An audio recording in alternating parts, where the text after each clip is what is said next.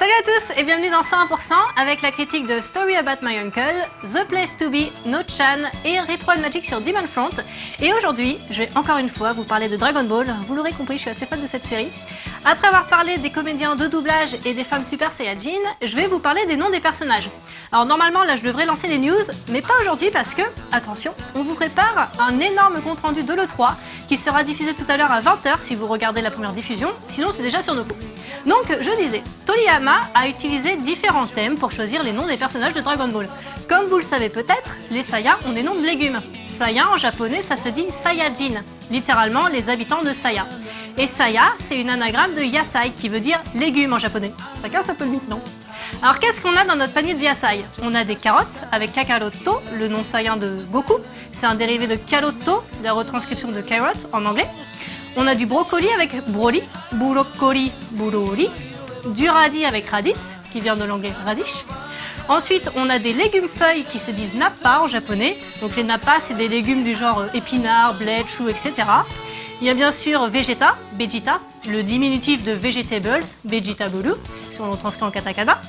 Et enfin, on a Badak, Badaku. Ça vient de l'anglais burdock. C'est une plante qui s'appelle bardane en français. Donc voilà pour les principaux, on a quoi faire une bonne soupe de légumes. On change de sujet parce qu'on va regarder la critique de A Story About My Uncle.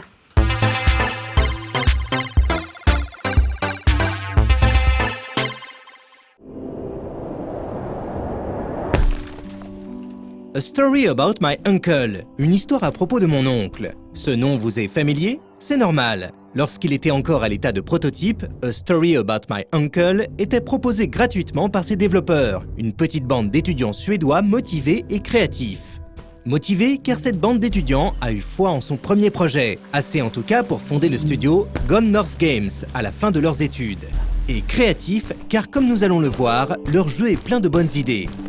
S'il adopte un point de vue à la première personne, ne vous fiez pas aux apparences, il ne s'agit pas d'un FPS. Au contraire, le jeu se déroule dans un univers fantastique et pacifiste, où les grenades et autres Kalachnikov n'ont pas leur place. Wow. En effet, A Story About My Uncle est un conte pour enfants déguisé en jeu vidéo. C'est une histoire du soir, racontée la veille d'un jour d'école. Tout ce que l'on voit à l'écran, que ce soit les personnages ou les décors, est donc issu de l'imagination d'une jeune fille, écoutant avec attention le récit de son père. When I was your age, my biggest dream was to follow my Uncle Fred on one of his adventures around the world.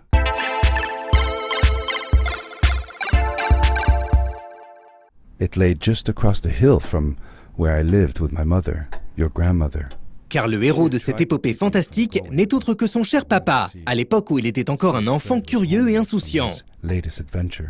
Son rêve était alors de suivre son oncle Fred dans une de ses aventures. Fred, c'est un peu le tonton idéal. Le genre de tonton aventurier trop cool qui passe son temps à parcourir la Terre quand il ne raconte pas ses dernières péripéties à son premier fan, son neveu. My uncle used to send me postcards from his long journeys. Seulement voilà, le fameux Fred n'a pas donné signe de vie depuis un petit bout de temps, et notre héros / papa et narrateur décide de partir à sa recherche. Il commence ainsi par sa maison, une maison où les étagères débordent de livres de biologie et où les murs sont pleins à craquer de formules scientifiques et de schémas en tout genre. L'oncle cependant ne semble pas présent. À défaut de trouver son oncle, le jeune homme fait toutefois deux découvertes plutôt intéressantes. La première est celle d'une combinaison d'aventurier. It was an adventure suit. Une combinaison identique à celle utilisée par son oncle, à la différence que celle-ci est étrangement adaptée à sa taille. Curiosity got the better of me, and I tried it on. La deuxième est une sorte de salle d'expérience qu'il n'avait jamais visitée lors de ses précédents passages. En y entrant, le jeune homme tombe sur un levier que le bon sens et la raison d'une personne adulte pousseraient à ne pas toucher. Sauf qu'à l'époque, notre narrateur était, comme tous les garçons de son âge, un enfant curieux et insouciant.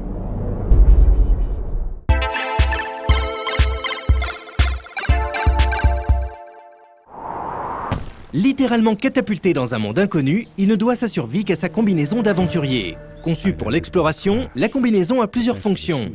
Elle permet à son utilisateur de réaliser un super saut vertical ou un long saut horizontal et surtout de s'élancer vers certains éléments du décor grâce au grappin intégré. En l'activant, le joueur peut ainsi se balancer d'île flottante en île flottante, à condition bien sûr de maîtriser son inertie. Au début de l'aventure, on ne peut utiliser le grappin qu'une fois avant de retomber sur le sol. Mais très vite, l'outil est amélioré et dispose finalement de 3 charges. Et c'est là que les choses se compliquent. Car si la première heure de jeu n'est qu'un long échauffement, le reste demande bien plus de skill. Il s'agira en effet de combiner un grand nombre d'actions pour progresser, en enchaînant par exemple un saut en longueur par plusieurs coups de grappin sur des plateformes immobiles ou en mouvement. Les niveaux exploitent ainsi parfaitement la liste des mouvements disponibles et il y a parfois de quoi s'arracher les cheveux avant d'atteindre un de ces précieux checkpoints. Sauf que paradoxalement, un checkpoint est bien souvent le point de départ d'un défi encore plus difficile. Attention, nous ne sommes pas en train de souligner un défaut, bien au contraire, car le jeu fait preuve d'un très bon équilibre entre fun et challenge. How is that possible? D'ailleurs, les phases de plateforme ne constituent pas l'unique défi du jeu. A Story About My Uncle est avant tout une aventure et rappelons-le, le but principal est de retrouver Fred. En explorant les lieux et en se détournant du chemin principal, il est ainsi possible de trouver un vestige de campement, I found a small campsite. un objet, un vêtement, bref, une trace du passage de l'oncle recherché. Yeah. Cliquer sur un de ces indices déclenche alors un dialogue bonus entre le père et la fille, nous donnant astucieusement quelques indices sur le monde qui nous entoure. I actually helped him collect samples for his research sometimes. Pourquoi tous les bâtiments semblent-ils construits à partir de pneus et de vieilles planches de bois? Trash from our world. Pourquoi les habitants ressemblent-ils à des grenouilles humanoïdes? Tout cela a une explication. So, I'll see you there. Et on comprend petit à petit que les bouquins de biologie et les formules scientifiques aperçues dans la maison de Fred n'étaient pas posés là par hasard. You're not scared, are you? 'Cause I'm not.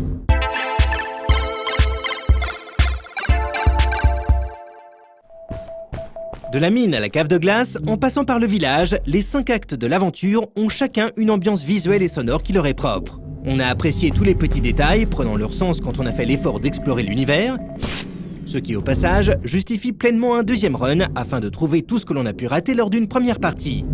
On a aussi apprécié les rencontres que l'on fait au cours de l'aventure, en particulier celle avec la petite Maddie, I'm Madeline. une petite grenouille humanoïde s'invitant sur notre dos pour nous aider dans notre quête. I'm glad I met you. Malgré quelques petits défauts, comme une traduction française qui manque à l'appel, des bugs de collision qui auraient facilement pu être évités, ou quelques passages, il faut l'avouer, un peu répétitifs, A Story About My Uncle est un coup de cœur. Un très bon premier essai pour un studio qu'il faudra suivre de près. C'est donc un jeu que l'on recommande, d'autant qu'il est proposé sur Steam à petit prix. Attention cependant, si vous lui donnez sa chance, optez pour un combo clavier plus souris plutôt qu'une manette, car une poignée de passage ne tolère absolument pas l'imprécision. Yes, we did it. You're awesome. I knew you had it in you.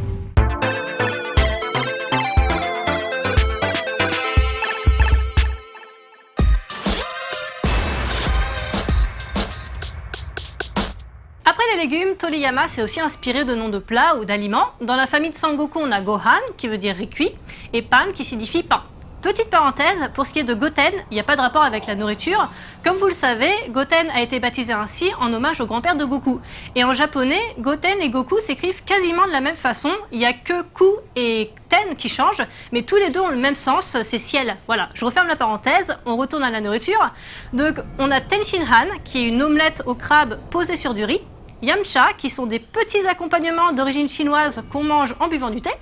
Chaozu, qui est une autre lecture de gyoza, les raviolis chinois grillés au bouilli.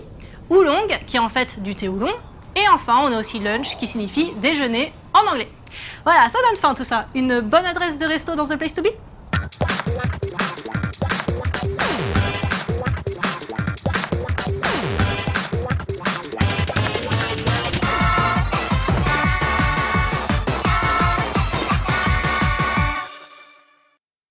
Salut, ça va?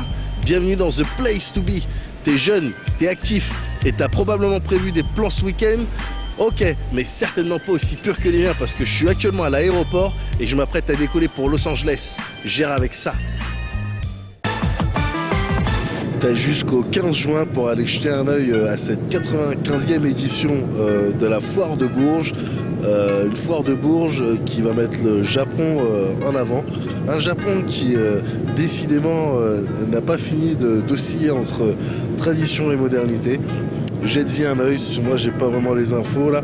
Si tu veux, je suis en train de partir à Los Angeles, donc j'ai pas vraiment fait mon travail. Le vendredi 13 juin à Paris, tu as une démo partie qui s'appelle l'API 8. Une démo partie durant laquelle il y aura des démos, tout ça. Alors là pour le coup j'ai pas vraiment prévu de vanne sur les démo makers, d'autant que je les aime bien. Et même j'aime le principe d'une démo dans la mesure où ça te permet d'avoir les premières minutes d'un jeu pour savoir si derrière tu l'achètes ou pas, donc c'est bien. Du 9 au 14 juin à Annecy, donc tu as le festival d'animation d'Annecy, un festival durant lequel il va y avoir des animations, tout ça. Et là je te demanderais bien de me dessiner comme une de tes françaises, mais tu te rends bien compte qu'on est aux States, du coup non, je vais rien te demander du tout. Voilà, c'est tout pour cette semaine, pour ce The Place to Be estampillé Los Angeles. Moi là je dois te laisser parce que je dois mener ma thug life avec mes homies, avec mes bitches, mes hoes, mes niggas. Et je me rends compte qu'il faut que j'arrête de parler comme ça parce que les gens comprennent ce que je raconte. Good evening.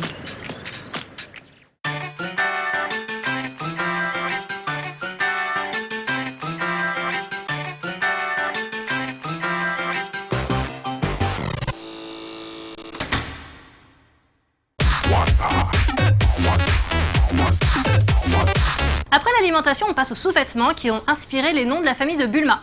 Alors Bulma, ça vient de l'anglais bloomer, c'est une sorte de culotte bouffante, et bloomer, ça se prononce buluma à la japonaise. Ensuite, on a trunks, qui signifie caleçon en anglais, et bras, qui veut dire soutien-gorge. On reste dans l'esprit coquin et on regarde Nochan, le petit coquinou.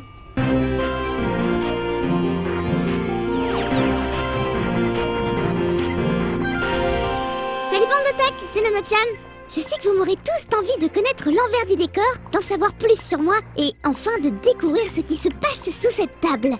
Bande de vilains curieux, c'est naturel, c'est humain, et j'ai envie de dire. Mais à trop vouloir connaître le truc, à chercher comment ça marche, méfiez-vous. Il n'y a pas meilleur moyen pour casser toute la magie.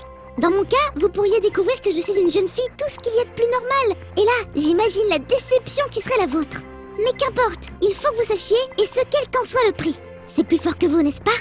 Tout comme ces utilisateurs de Reddit qui se sont demandé comment pouvait bien se passer un tournage de Star Trek. Par exemple, lors d'une scène d'impact de vaisseau, sans le fameux mouvement de caméra qui tremble et donne l'impression que la carlingue est en train de valdinguer, qu'est-ce que cela pourrait donner ? Les utilisateurs du célèbre site communautaire ont ainsi stabilisé certaines images de la série. Voir les acteurs gesticuler alors que l'image ne tremble pas donne un effet irrésistible. Dans l'espace, personne ne vous verra mal jouer. D'autres fois, quand un jouet est trop usé, trop utilisé, dépassé, on peut décider de le jeter ou d'en faire profiter les petits camarades. C'est ce qu'a choisi de faire le célèbre studio Pixar qui va bientôt distribuer complètement gratuitement son logiciel de rendu Renderman pour n'importe quelle utilisation non commerciale. Le soft a pu servir à l'élaboration des Toy Story, Wall-E et bien d'autres grands films du studio. Pixar espère ainsi rendre accessible à n'importe quel artiste le voulant leur technique de rendu 3D. Beau geste du studio qui se paie aussi, par la même occasion, un joli coup de pub. On peut aussi penser à certains qui, à force de vouloir réinterpréter les plus grands mythes de la culture populaire, au risque de froisser une partie du public, brisent la magie de la série originale. Les plus virulents n'hésitent pas à parler d'expansion du cancer Moe quand ils découvrent Robot Girl Z. Il s'agit d'une réinterprétation par Toei Animation, version jeune fille Moe, de leurs mechas les plus célèbres, Mazinger, Grandizer, etc. Après une version animée, un jeu online pour navigateur vient de voir le jour récemment. Tout dépend des goûts. Je suis sûre que Nochan, ce gros otak, lui, il va bien kiffer de voir Goldorak en blonde aux cheveux longs. Autre trip, mais dans lequel la magie semble toujours fonctionner, cette adaptation de la scène la plus emblématique de Totoro, pour l'Oculus Rift. Vous vous souvenez du développeur Nick Pitom qui avait fait la scène de la chaufferie du voyage de Chihiro en 3D ? C'est toujours lui qui reprend cette scène inoubliable de Totoro. Bon, d'accord, en 3D, le gros monstre en peluche et le chabus ont une tête un peu bizarre. Mais le souci du détail dont l'artiste fait preuve dans le déroulement de la scène fait vraiment plaisir à voir. Et puis, une semaine sans une petite news sympa pour l'Oculus Rift, est-ce qu'on peut sincèrement appeler ça une bonne semaine ? Enfin, si vous en avez marre de mes transitions douteuses, de mes enchaînements tirés par les cheveux, j'espère que vous me pardonnerez quand vous aurez vu cette splendide figurine tirée de Hunter x Hunter. Elle représente Gon, le héros du manga de Togashi Yoshihiro, dans une version plus adulte et nettement plus capillaire, on va dire. Ah, le merveilleux monde des figurines japonaises. Magique, vous ne trouvez pas ? Allez, à la prochaine bande de tac.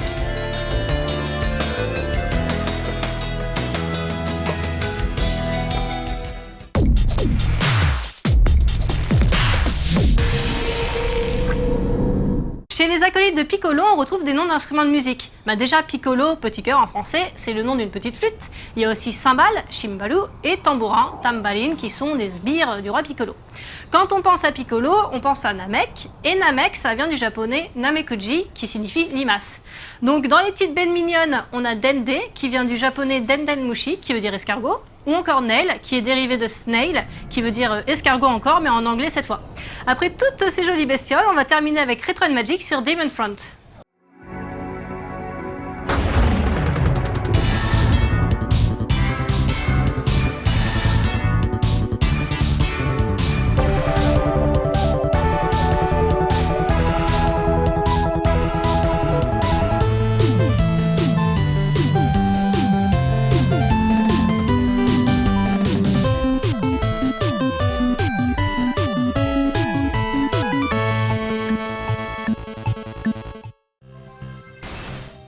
Depuis que Metal Slug a posé ses valises sur MVS, le run and gun, pourtant genre alors prolifique, semble avoir marqué un net coup d'arrêt, comme si tout était dit.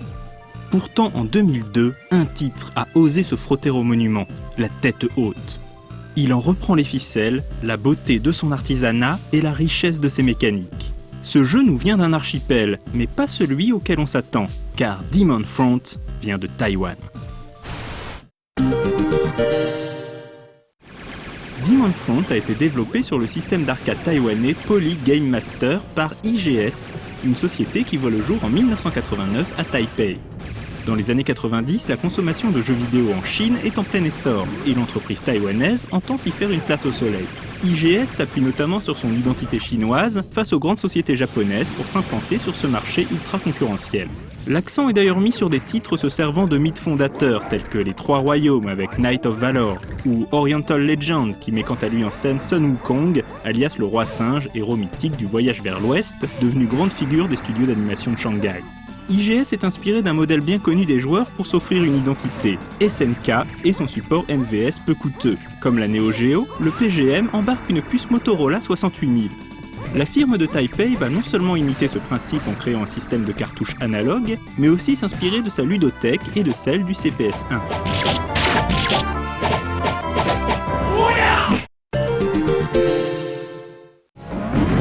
C'est le cas avec Demon Front, qui annonce clairement son intention de marcher sur les plates-bandes de Metal Slug.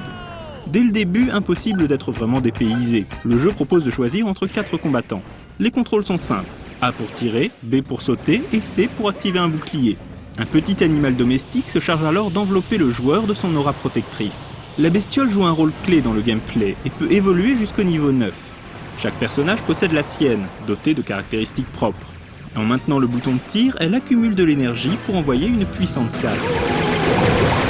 Dans les airs, elle peut déployer ses ailes et permettre au protagoniste de planer. À 2 joueurs, il est possible de réaliser une furie en concentrant les 2 animaux ensemble. Cet enrichissement des commandes s'intègre au design général du jeu, donnant à l'ensemble un caractère survolté et un toucher qui lui est propre.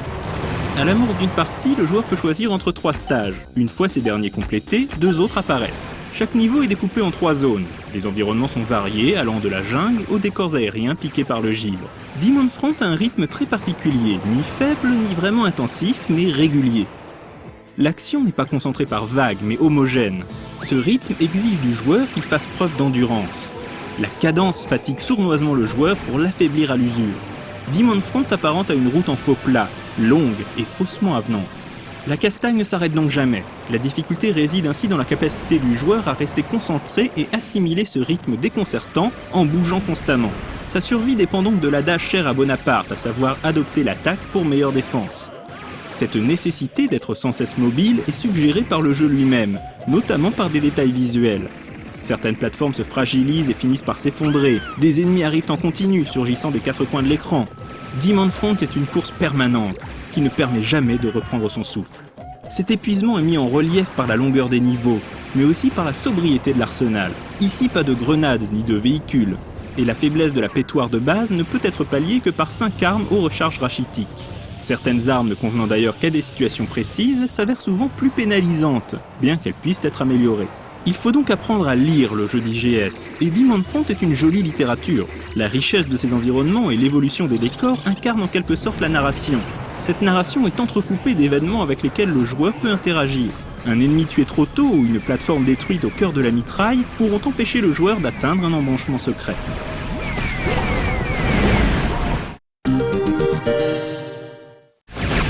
Demon Front est une surprise de taille. Un studio taïwanais inconnu au bataillon réussit le tour de force de reprendre Metal Slug sans singer la série.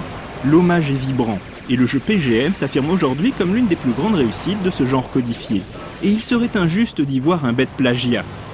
Demon Front taille sa route en solitaire, créant une nouvelle façon de jouer doublée d'un univers chatoyant qui lui est propre. Malheureusement, profiter de la cartouche originale exige de posséder un système Polygame Master et de quoi le faire tourner. Une frustration remarquable pour les adorateurs du genre Run and Gun, qui attendent certainement une improbable adaptation sur un support plus accessible.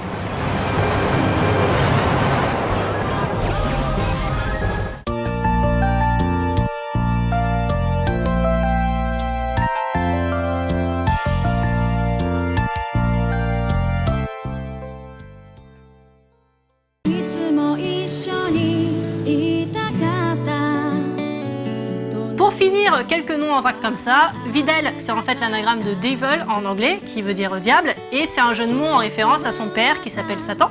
Chichi, ça veut dire poitrine en japonais. Freezer, ça vient de l'anglais et ça veut dire congélateur. D'ailleurs, le père de Freezer s'appelle Cold, donc en référence au froid. Bon, bien sûr, il y a plein d'autres noms, plein d'autres références, mais c'est dur de tout énumérer. Bah voilà, j'espère que ce 100% sur le décryptage des noms dans Dragon Ball vous aura intéressé. J'essaierai de faire ça pour d'autres séries, je trouve que c'est assez intéressant de voir l'imagination des auteurs japonais.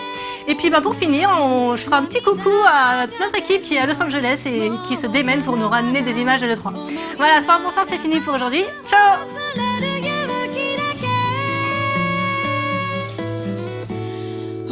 She